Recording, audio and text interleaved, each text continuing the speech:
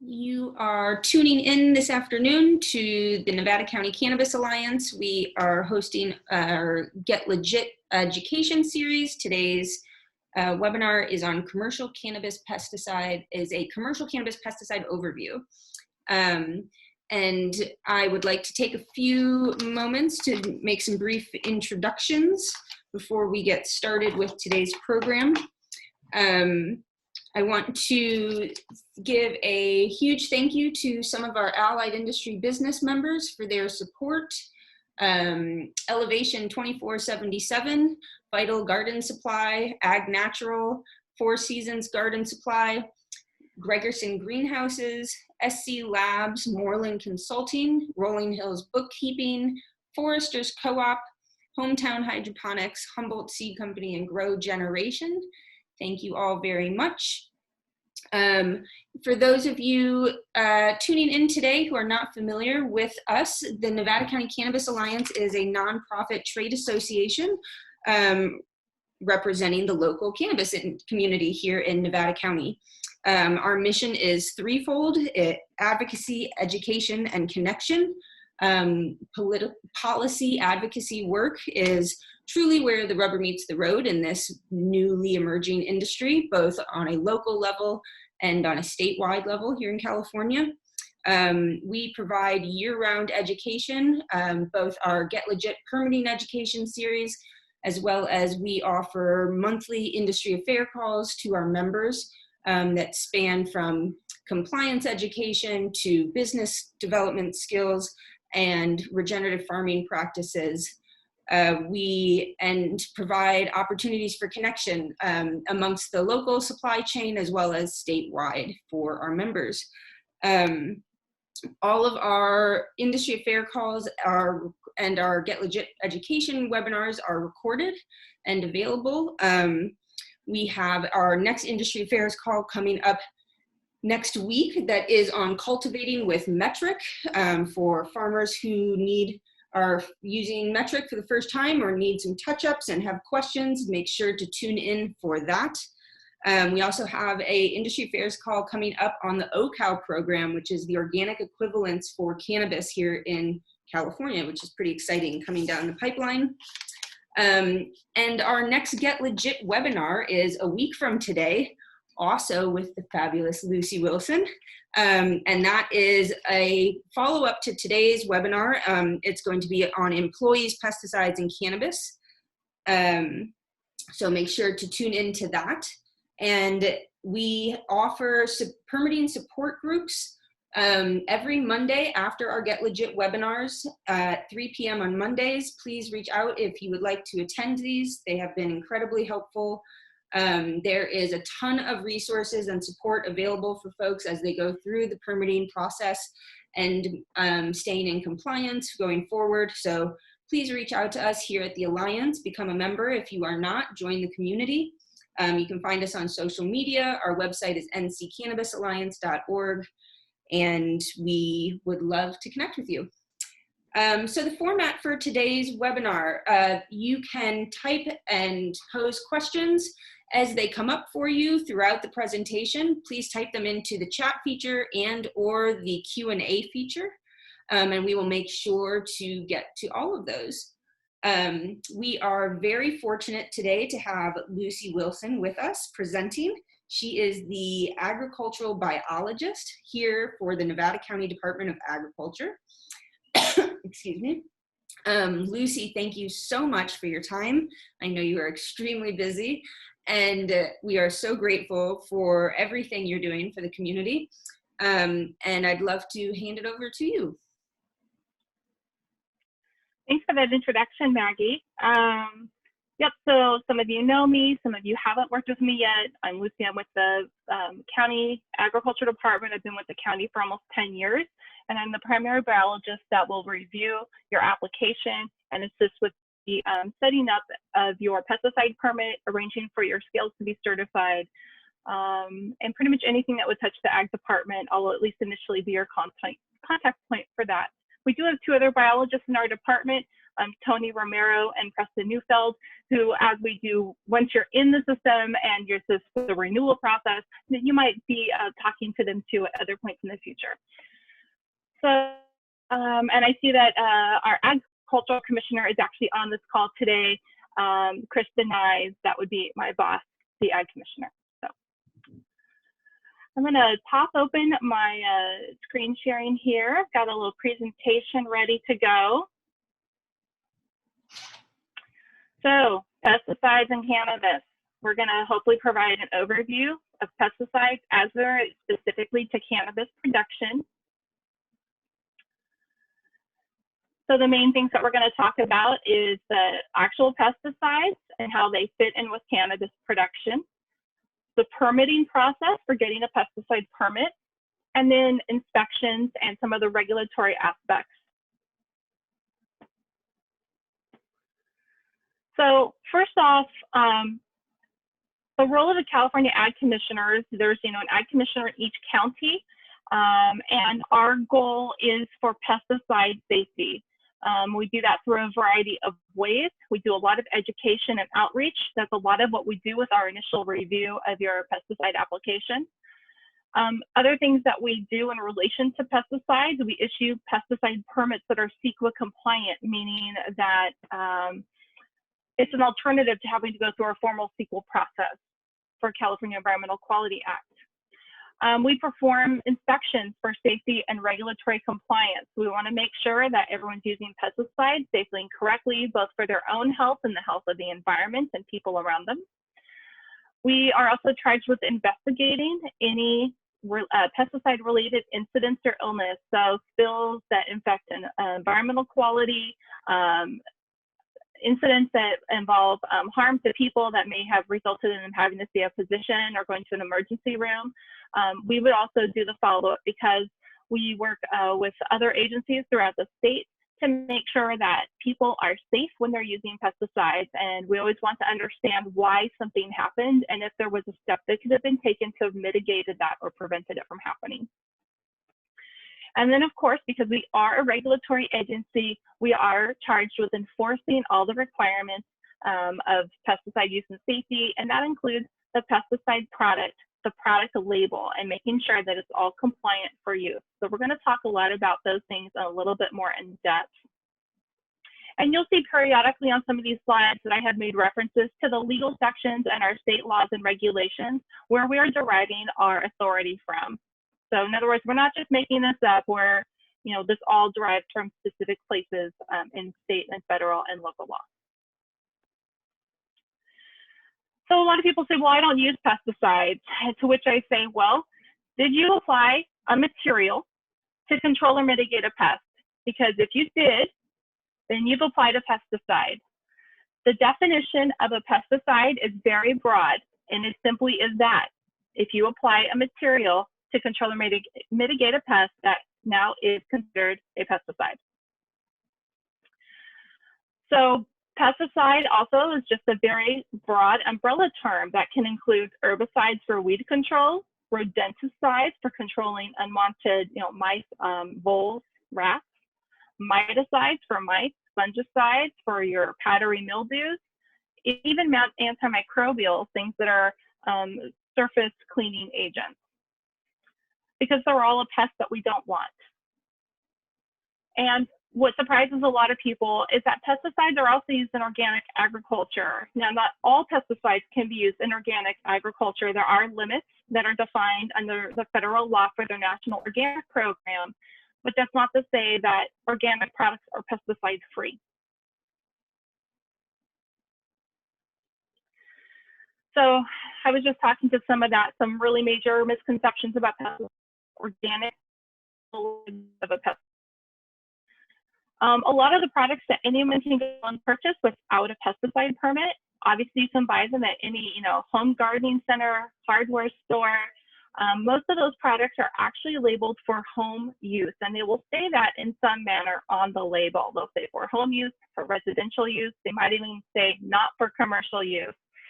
The takeaway that you need to know for that is that because we'll get into this more, the label is a legal document. And so if it says it's for home use, that means you cannot use it in a commercial production operation. Those products are not available to you for that purpose. They're not compliant by the terms of the label. And that brings us to homemade remedies. I'm often asked about, well, what if I mix some Dr. Bronner's soap with some peppermint oil and apply that to control soft-bodied insects? Well, if you read the label of Dr. Bronner's soap, it does not say anywhere on that label in the directions for use that you can use it as a pesticide to control soft-bodied insects on any plant material for that matter. So that becomes a violation of use when you're using these products that are not documented or intended for that direct use. There are things that are labeled as and registered for use as insecticidal soaps, for example. And so that's where I can work with you to help figure out what some of those products are that would be appropriate to use in your commercial cannabis operation.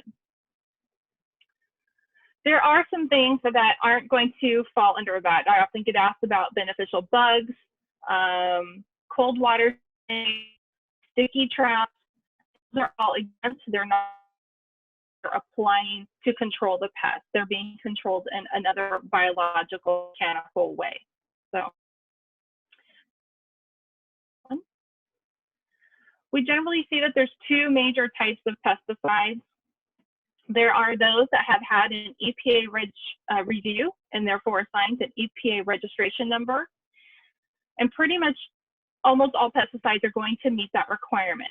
There are a handful that don't. Basically, the US EPA said if it's from a very low risk set of active ingredients, and it's a specific like 2-page document of what those ingredients can be. And they're usually a plant oil, like a corn oil or a soybean oil, and some mixture of essential oils. Then it's considered to be so low risk that the EPA is not going to take the time to review it or assign it a registration number. But they can claim an exempt status provided they meet all the requirements for the label that's set forth in the federal law. And so that's what we're seeing here. You can have these exempt 25B products, and you might be familiar with some of these products under the names like Lost Coast Plant Therapy, Nukem, Green Cleaner. These are our products that are using those types of active ingredients. And they'll say on the product label that they are exempt under FIFRA 25B or something to that effect on the label. The rest of the products are going to have an EPA registration number, and these can be other low-risk materials like Bacillus thuringiensis, BT, insecticidal soaps, all the way up to things that you won't be allowed to use and you wouldn't want to use in your commercial cannabis operation.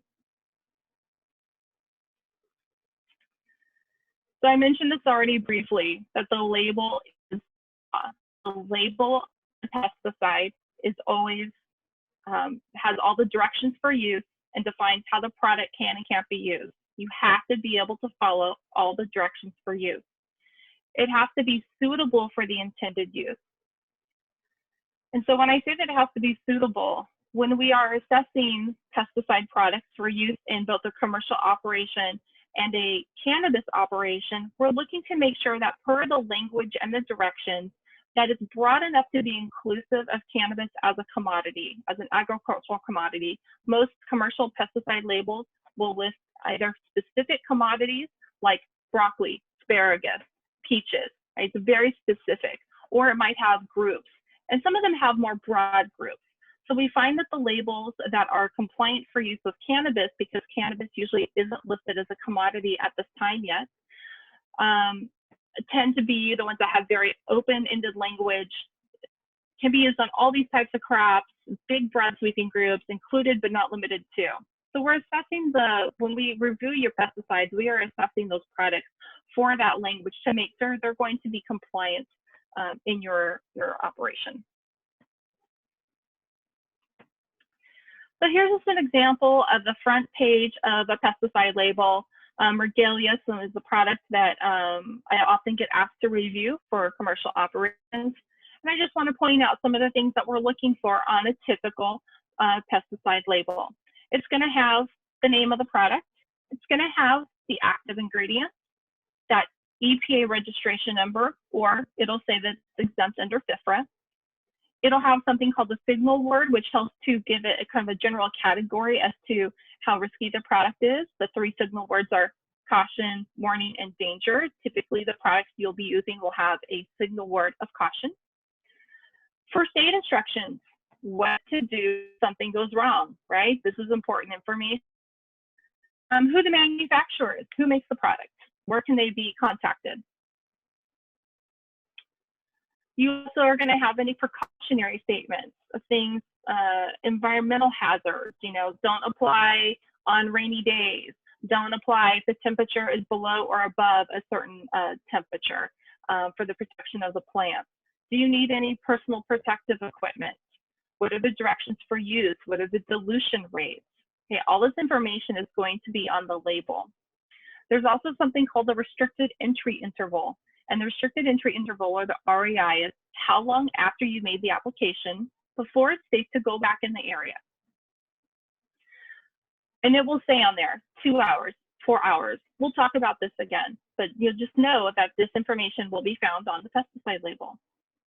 And then of course, you're going to have all your mixing and application instructions. What kinds of tank mixes you can do, what type of spray equipment you might need to use, different conditions under which you might be applying for different types of pests.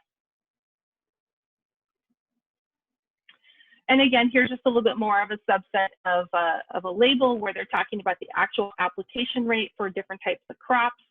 This particular one, they're talking about how it can be used in a greenhouse, that it could be used, for example, on a crop that includes flowering plants, and that it gives application instructions for what types of target diseases and what application rates you would need for those different types of plants. So there's the information, and you want to make sure that you can always thoroughly understand that label before you start using the product. So when you submit your applications to us, we ask for a pesticide list. We require that you have an actual product for us to review, not just the ingredient. So for example, not just neem oil, that it's Monterey brand 70% neem oil, for example.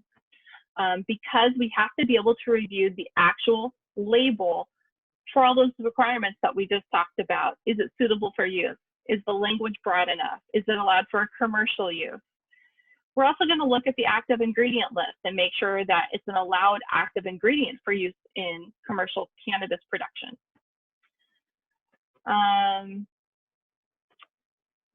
And we're also making sure that there's no concerns with any EPA food residue tolerances, as well as any prohibited substances or substances that are going to have limits of the amount of residue that can be found when they test your crop post-harvest. And just also as a reminder, part of what's driving this review process is that the state Cal Cannabis regulations require each cannabis grower who's applying for a license with the state to have all of their potential pesticide products reviewed with county ag commissioner staff prior to use. So when you meet with us and we have that review, that is meeting that requirement. So again, when you're looking to select and purchase the right pesticide, you want to be comfortable with reading the label. Does it meet all the criteria that we just went over? And you always want to be wary of just reading maybe some claims that are made on the internet or a website because they're not the actual label. Whenever someone sends me a product to review and asks if I believe it to be compliant for use or not, I can get a general idea of what the pesticide is intending to do based on any descriptive language. But again, I have to be able to read that label, and so do you, to really make a full assessment, because that label is the legal document. The language on the website isn't.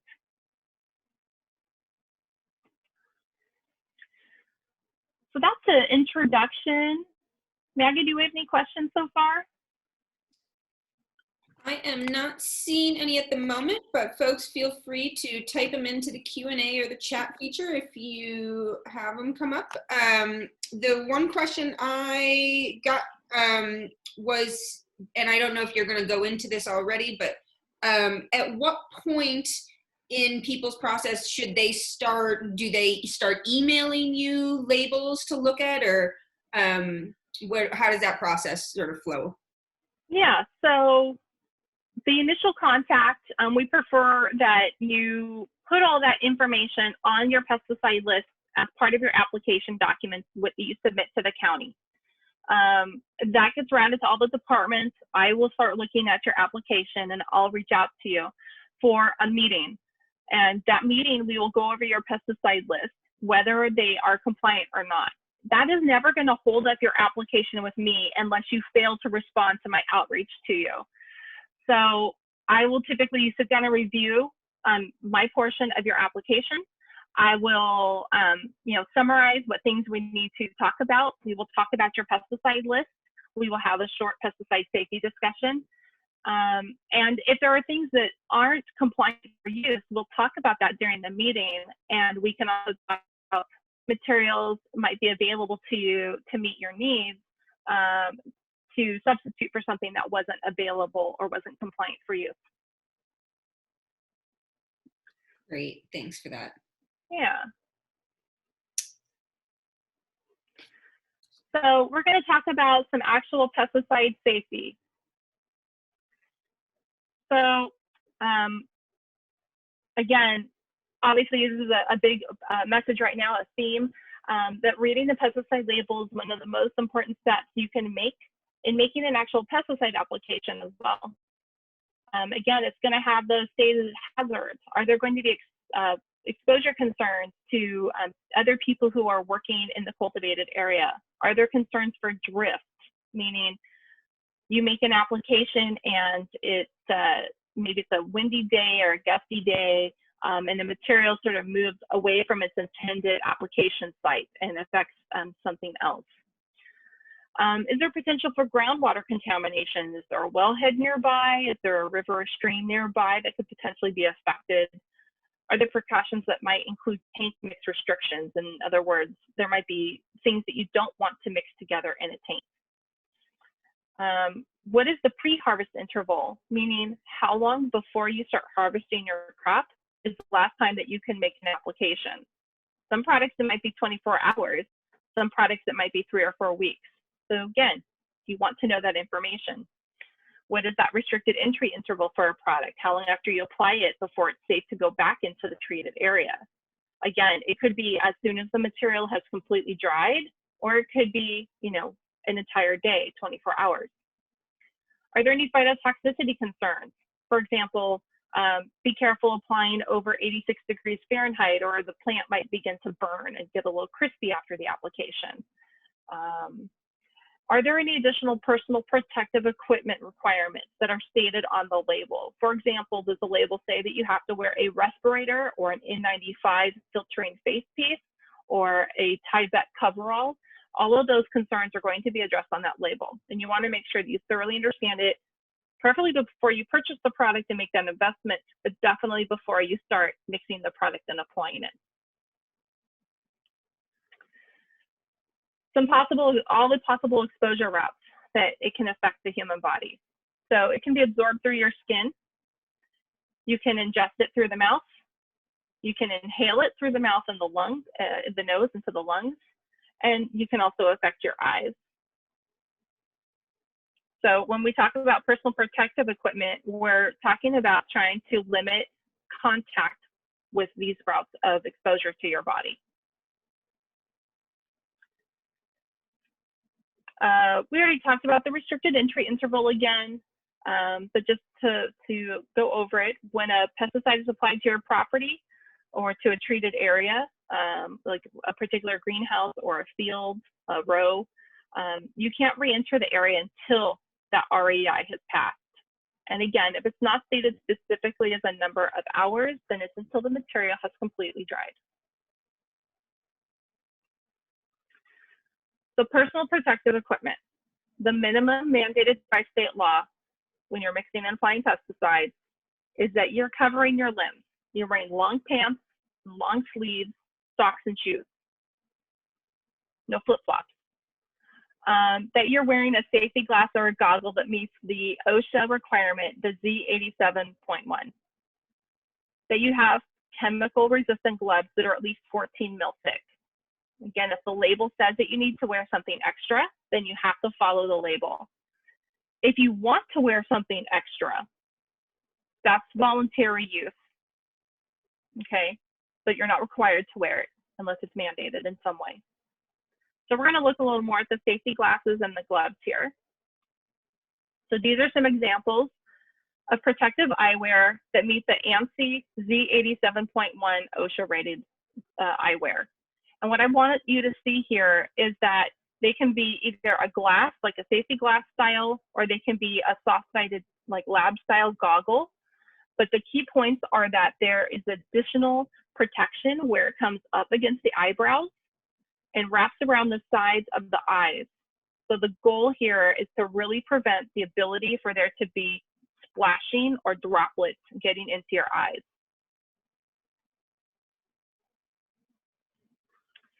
Chemical resistant gloves.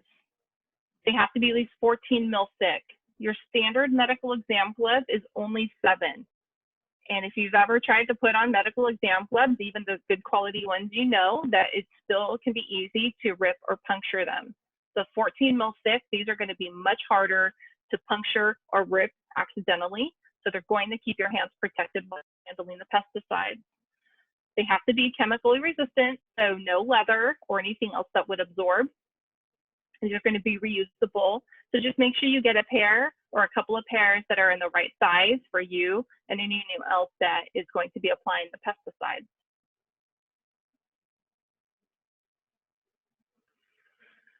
As part of your pesticide safety and making good applications, you want to make sure that you always have a clean copy of your pesticide labels and the safety data sheet, also called SDS. Many of you might remember when they used to be called MSDS. It's the same thing, they just modified the name a little bit. These are 2 different documents. You can typically get these documents as PDF downloads from the manufacturer's website. And you are required to always have a clean copy of the pesticide label when you are making pesticide applications at that site. And unfortunately, what happens is a lot of times your products, the actual product label on the container will become water damaged, sun damaged, faded, ripped, it gets torn off the container, and it's not legible and or it's not present anymore. So you set yourself up for success. You are printing out a copy of the label for each of your pesticides. You stick them in a binder, and that way you always have a legible copy on site when you're getting ready for that.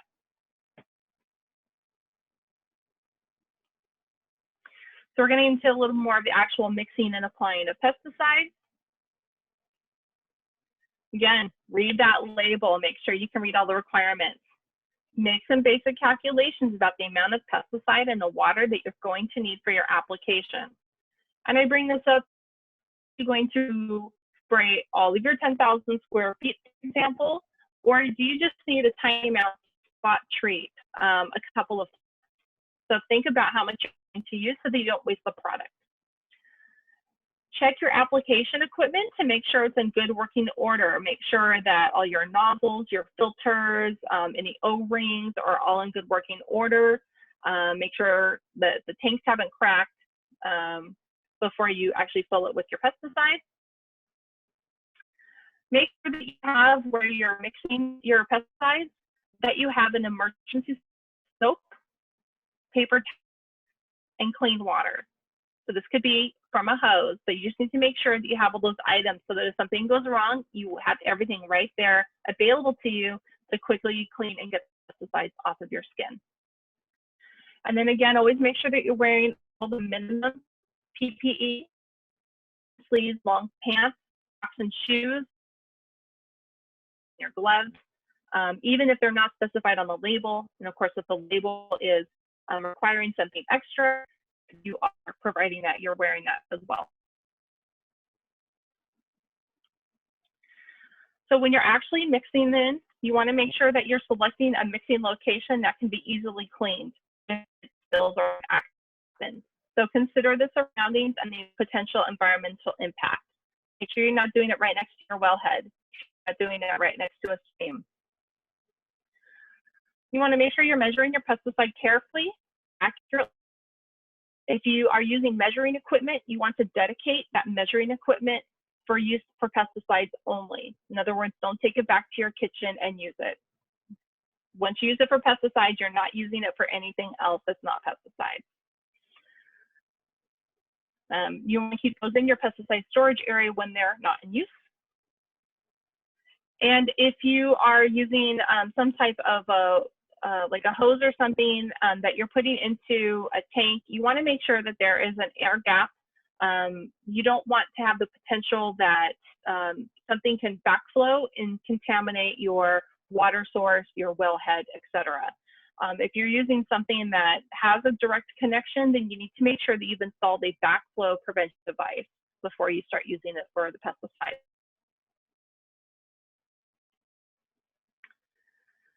So some safe application techniques. You always want to be aware of what the weather is currently doing, is going to be for when you plan your application, and then also what it's going to be doing afterwards. Most of your directions for use are going to, again, caution you against using pesticides when temperatures are above or below critical limits, too hot or too cold. There's a phenomenon called air inversion, which can cause a pesticide to lift up, volatilize in the air, move away and dump somewhere else, sometimes acres away off of your property. And it can have unintended consequences. So you want to be aware of what types of air quality conditions lend itself to inversion. And you also want to be aware of windy conditions, or if it's going to predicted to rain soon thereafter. A lot of products will specify to not apply if it's going to be within so many days of rain. So I mentioned drift earlier. You always want to be able to minimize your drift potential. And drift just refers to the movement of a pesticide away from the intended treatment site, whether that's because it volatilized, whether it was a windy day and the droplets just got carried farther away onto non-target plants, or whether the rain came and kind of washed them off somewhere down slope. So keep in mind that wind influences how pesticides can drift and volatilize. You typically want to make your applications on a fairly calm day so that they are able to stay in the treatment area. If you've had rainfall or fog or heavy dew, that has a potential to dilute your pesticides and may cause the material to wash off of the intended area. And then you also want to think about your droplet size when you're making your application. A bigger drop will be more influenced by gravity and come down out of the air faster, but it may not stick to the plant because of the surface area. So you're going to have to, make choices as to whether you might be using a smaller droplet size that's more fine, like a mist, but then it's kind of in the air. And if you're outdoors, it might drift and move somewhere else, versus a droplet that's too big that it doesn't really on the plant well.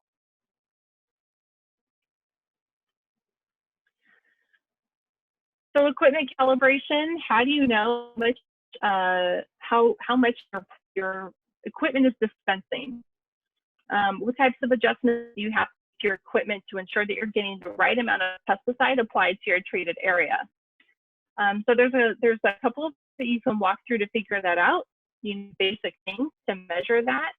You need to know how much your spray tank holds. Is it a 1 gallon? Is it a 4 gallon? Is it a larger size 20 or 100 gallon tank? What is the speed of travel of the device? This assumes that you're either pulling it some type of a tractor or that you're carrying it yourself. So how fast is it moving? And what is the combined output rate of your nozzles? So if you're carrying a tank, you probably have one nozzle on the end of a wand. If you have a little with multiple output nozzles. So the direction here tell that basically you're filling your tank with water of a known volume. And you're not relying on the fact that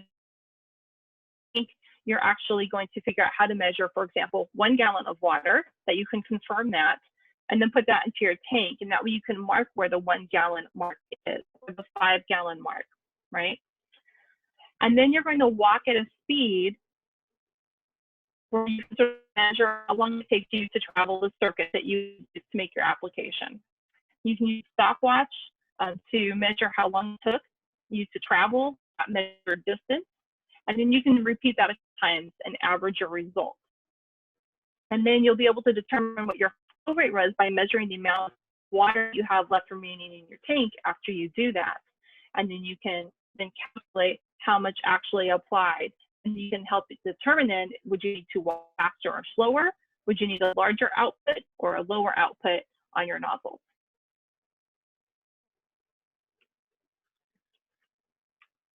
So that's mixing and applying. We're going to move to another section. Maggie, do we have any questions? I think we're doing great. I would just say keep going. All right.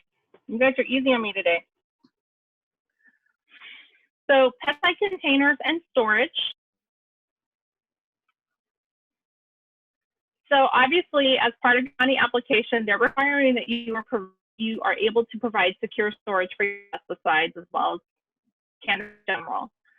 This is also a requirement that is just a standard pesticide requirement. All of these that we've been talking about today are actually a general pesticide laws and regulations of all sectors. So again, as long as you can show that there's good control of the property and also control of the shed. So, you know, one scenario would be you have a lot of people, it's a secure site, but you happen to have a lot of people like that day, maybe including some kids that are visiting, and you have a pesticide shed.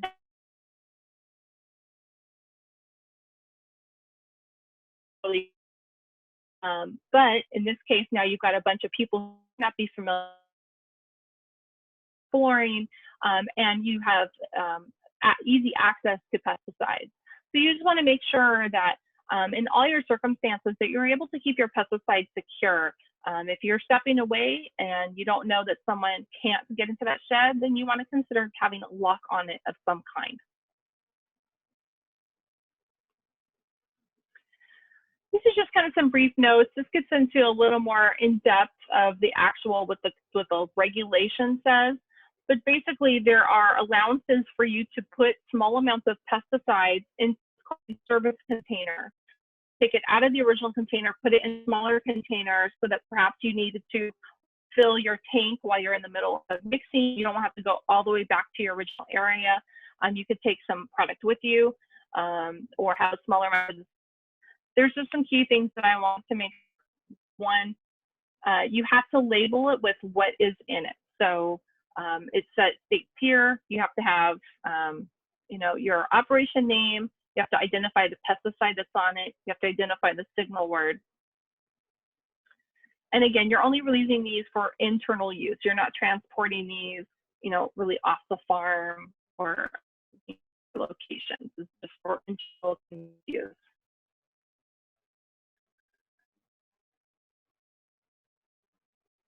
Other thing, I know it's on a slide, it'll come up.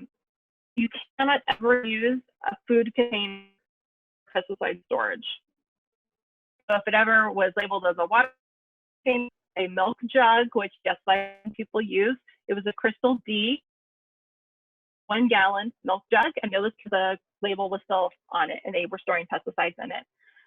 That's just, you know, that's a problem waiting to happen. The first person who doesn't know that that's not a not food in there, obviously that could be a major catastrophe. Properly rinsing your containers. So when you are finishing with a container of pesticide, you want to triple rinse that container and drain it into your tank mix. So you're pouring, you're going to rinse into the tank, rinse, pour into the tank, rinse, pour into the tank, right? And then you're going to, on that final rinse, you're actually going to hold it for 30 seconds and let it all drip out. So that's just called the rinse day. And you just want to get all of that last bit of pesticide material from inside the container into your tank mix.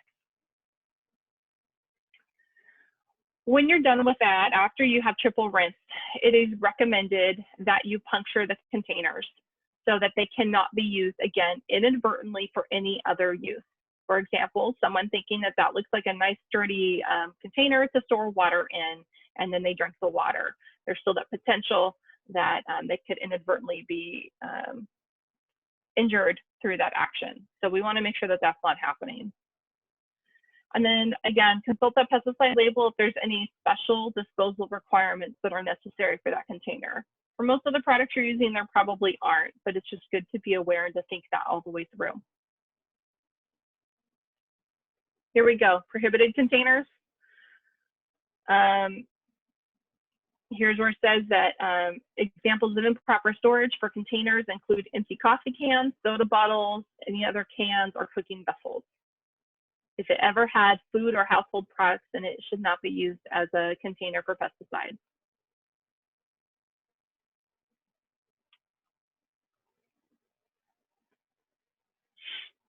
Again, pesticide storage has to be kept in a secure location. There is an extra piece to this, which is what this specific slide is about, which is that if you have a pesticide that has a signal word of warning or danger, again, it's unlikely that you will.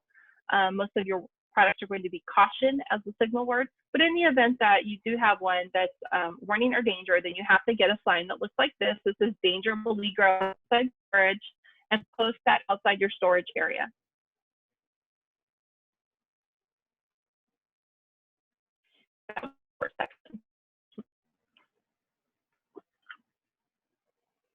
All right, so a little about inspections and enforcement. So as I said at the beginning, the County Ag Commissioner, aka the Ag Department, along with our big sister state agency, Department of Pesticide Regulation, we're authorized under state law to enforce the provisions of the law and regulations as it pertains to pesticide use and goal with the pesticide program. So part of that oversight includes the inspection authority, meaning we have a right to inspect any complaints or concerns related to pesticides. We also have investigation procedures that we have to follow. We have procedures for issuing permits, for oversight for worker safety, making sure groundwater is protected and that surface water is protected. And again, our goal is always the compliance. And we want to be able to get that compliance, preferably through education, events like this with outreach, and forming good relationships with you, so our farmers, so that you are comfortable coming to us and using us as a resource, because we do know the laws and the regulations, rather than us having to then come to you and say, well, you're not following the laws and regulations, you're creating safety problems, we have concerns, you're in violation of things that are designed to mitigate potentials for problems. And so, and then we can go into fines and suspensions, et cetera. Obviously, we want to start with the education and the outreach and the relationship. And then we have a matrix, and basically progressive discipline that we can go on from there as needed if the first method isn't working. So the types of inspections that we might perform, these will generally be coordinated with you because we don't know when you're necessarily going to be doing these activities. And we want to make sure that you're there on site if we come to you. So types of inspections, they could be a pesticide use monitoring inspection. So we might ask to watch you make your tank mixes or make your application. We want to make sure that if you have employees, that they have had all the required worker safety training. We want to make sure that you have your permit, you have your pesticide labels, your personal protective equipment, all those safety items. We want to make sure that what you're doing is not somehow presenting a hazard to people or non-target animals or crops or property. And that we're able to correctly identify what kind of pesticide was used to determine the compliance status as it pertains to the label. How it was used, where it was used, how much was used.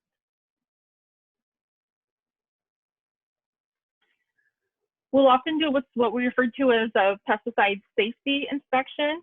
And at its most base, this is a pest control headquarters inspection by its technical name. We're going to verify that you have your current copy of your pesticide permit for that growing season. We're going to see that you, as applicable, have all permit and pesticide related documents that go back for at least 2 years. That you're able to provide all those safety requirements, including an area to change and a decontamination area with, as we talked about, the water, the soap, and the paper towels. That you are able to store your PPE appropriately, that it's clean and in good repair, that it's being maintained. If you're an employer, that you are maintaining it for the employees.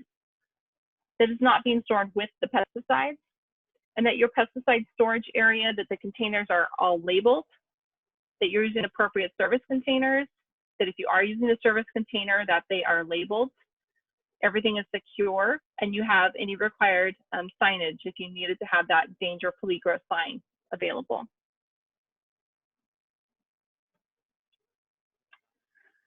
And that kind of segues into the actual pesticide permit.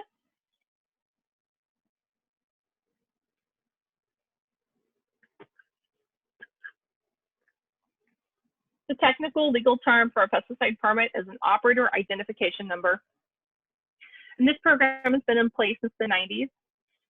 And again, it's a CEQA equivalency review. So when someone applies for a pesticide permit from us, we are applying our local knowledge and our knowledge of pesticides to do the best we can to ensure that there are no environmental impacts that we need to anticipate when we are issuing that permit for that particular site usage with those pesticides. They expire at the end of each year on December 31st. They allow for the purchase and use of commercial grade pesticides. And you always need a current one before you purchase or use your pesticides. So if you had one previously that expired, you need to always renew that before the new growing season begins again.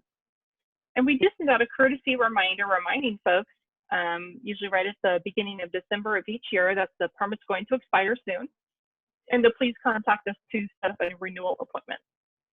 And there's no cost for the renewal appointments. There's no cost for any of the pesticide related appointments that you have with us. So never let that be a reason that you don't reach out to us. You're required to keep track of all of your pesticide applications and with certain record keeping requirements. So a list here of all the things that you're required to keep track of. The date and the time of each application, what site was treated and what commodity was treated, cannabis. How much of that commodity did you treat? Did you treat all 5,000 square feet? Did you treat just a few plants? What pesticide did you use and what is its EPA registration number or exempt status? How much of the product did you use to make that application? And then you have to, again, keep that record for 2 years. And so we have some sample logs that you're welcome to use when we go through those appointments with you that we provide. If you feel like you haven't seen that, you're welcome to reach out to me. I'm happy to get you a copy of that. And it doesn't have to be the form that we put together. It can be anything that, as long as it has all that required information.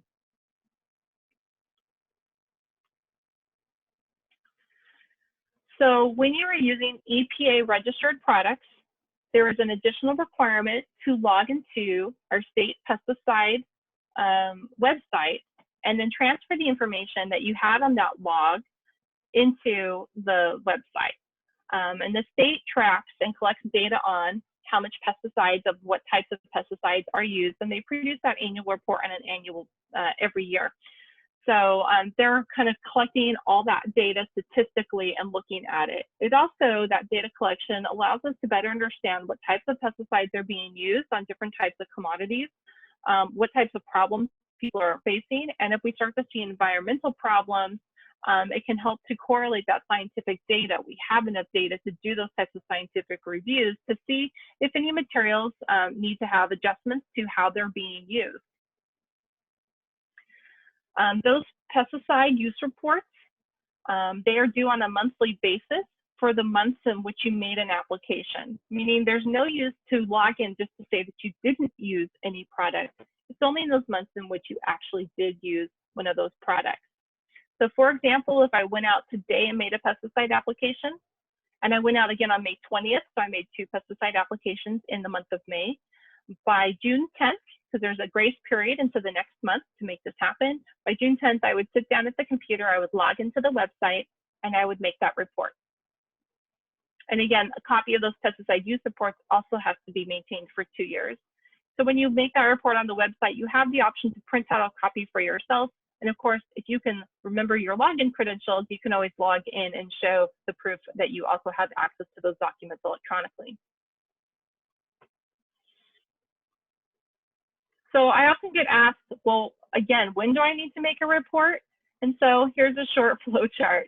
Did you make a pesticide application? Yes.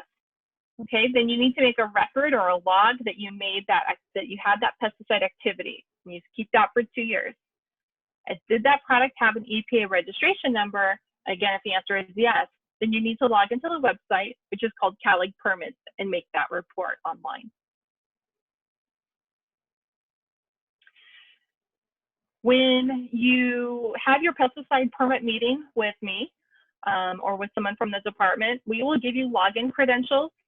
And one of the items that we will also give you is a step-by-step guide with a PDF link that shows you with screenshots exactly what you're entering off of your log into the web form.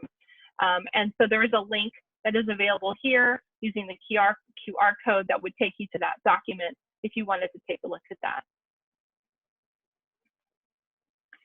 Here also is an example of the paper form that is still available, although we encourage you to use the online version as it helps to streamline that entire process. And you can see again, it's asking for that same information that you're required to keep for your record keeping for pesticides.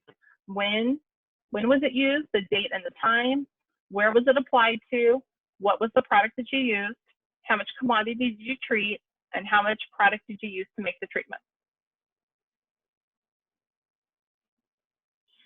I have some resources here specific to the pesticide use reporting, that CALIG Permits website, some video instructions that you can use to help reference, again, how to make the report, and again, those step-by-step instructions for the pesticide use report.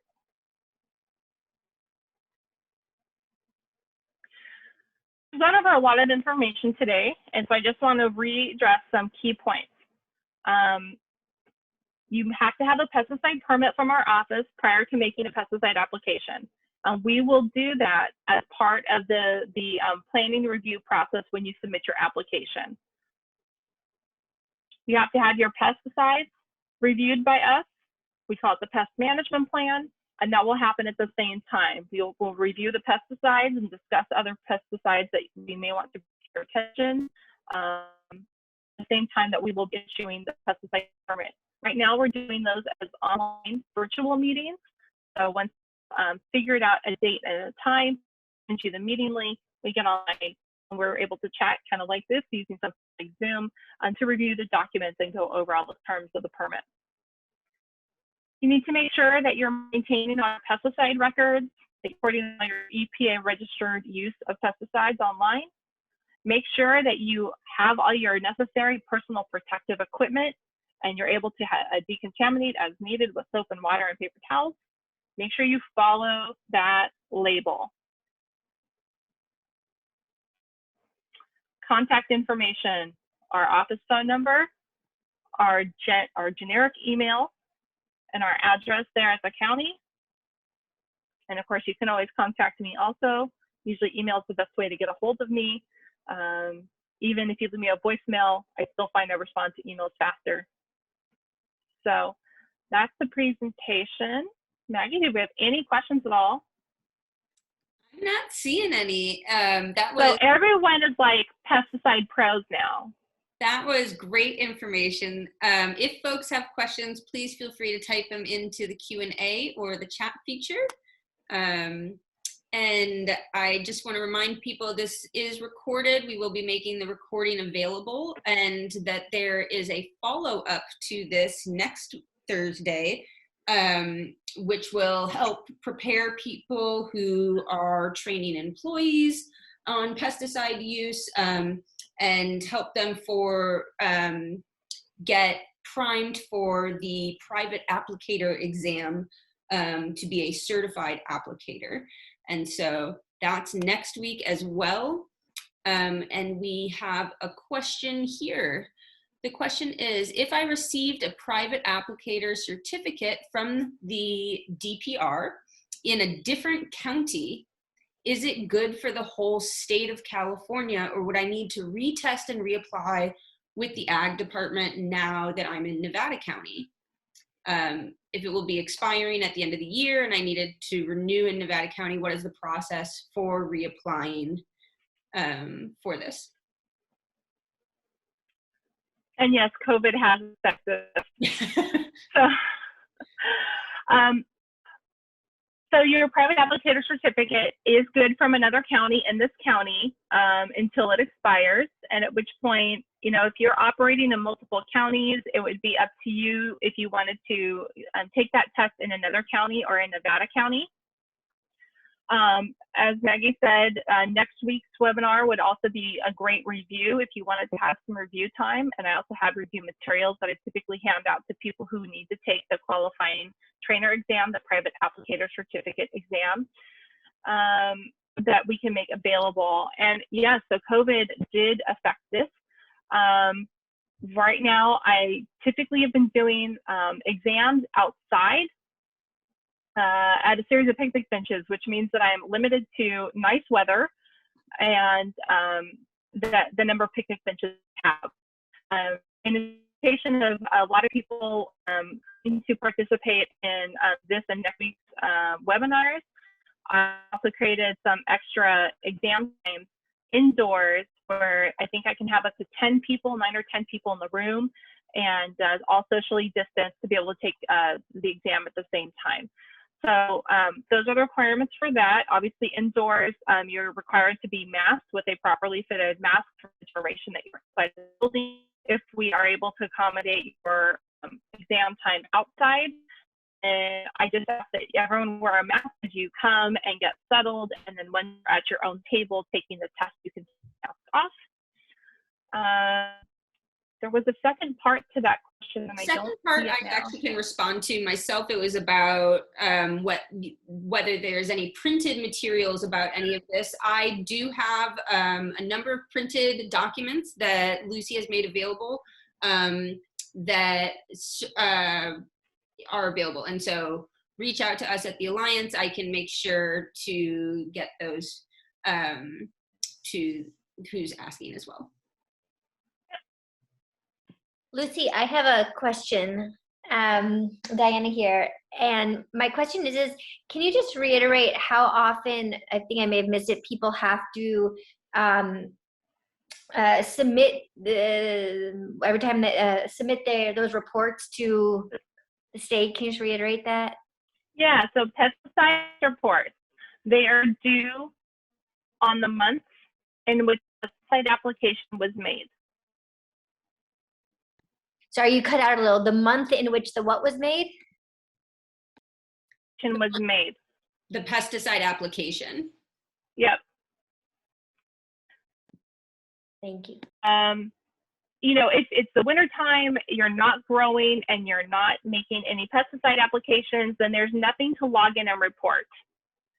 But if you use the pesticide that has an EPA registration number, for example, if I went out today and applied Grandivo, and then I went and applied safer insect killing soap, then by the end of the month, by June 10th, which would be by the 10th of the following month, then I would log into CalAg Permits and I would make that report. But then in June, if I didn't apply anything, there would be nothing for me to report by July 10th. Got it. Thank you. And okay, forgive my ignorance here, but for all people for all permit holders that have gone through the Nevada County permit process, does that mean they effectively made a pesticide application? Well, like the majority of people have already made their pesticide application, right, as part of that process? Well, just because they got a permit doesn't mean that they have to actually make a pesticide application. But if they did have a pesticide application, would it have been done during the permit process? They should have gotten their pesticide permit prior to applying any pesticides in their commercial operation. Okay, thank you. And then it should always be renewed annually before they start their next grow season.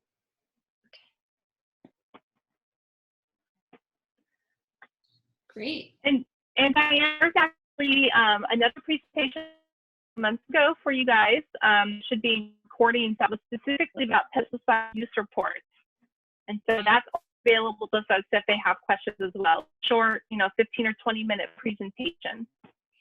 Thanks so much. Yeah, we'll continue to get that out to folks as well. That's really a helpful reminder. Now I'm remembering that, yes, we have that. Thanks a lot, Lucy. And then we have another question. I apologize if I missed this, but is there a pesticide class that we can take before taking the exam?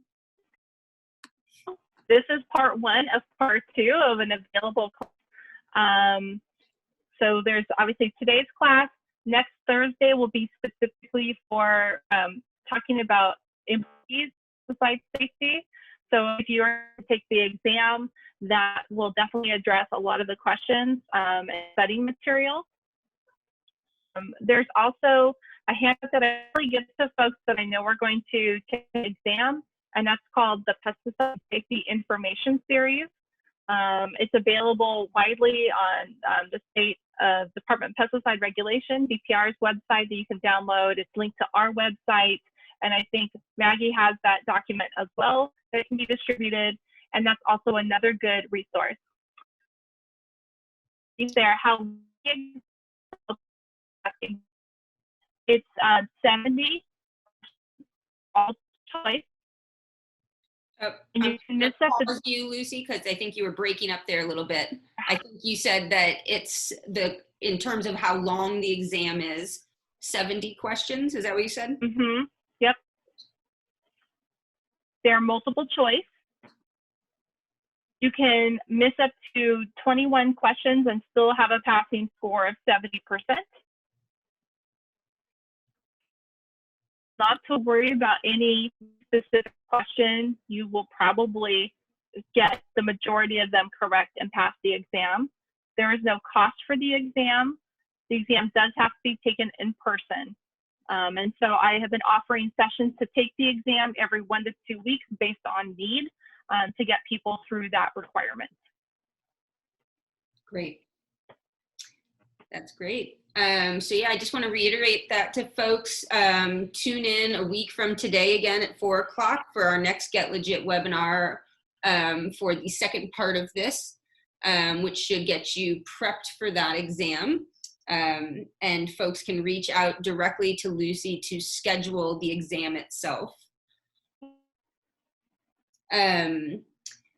If there are any other questions for today, feel free to shoot them out now. And just a reminder, this is recorded. The recording will be available.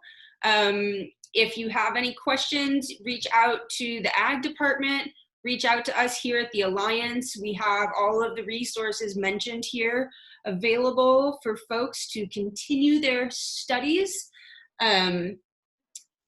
And Lucy, I just want to say thank you so much again for your time. You are doing a tremendous amount of work here in the county, and we're all very grateful for it. And Diana, did you have any last thoughts? I just want to thank you so much, Lucy. And we're doing these almost as sort of a podcast format so that they can be distributed widely to lots of people. So we will definitely make sure that lots of people get this, and we'll direct any questions to you. But thank you so much, Lucy. You're always so supportive and are just so helpful in explaining this to us. So thank you. Of course, I'm happy to do this. Awesome. With that, I want to thank everybody for taking the time to join us this afternoon, and please register for next week's Get Legit webinar, and we'll see you then. Reach out to us here at the Alliance anytime, info@nccannabisalliance.org, and you can find us on social media, and we hope to connect with you if we haven't already. Thanks so much, and enjoy the rest of your day, everybody.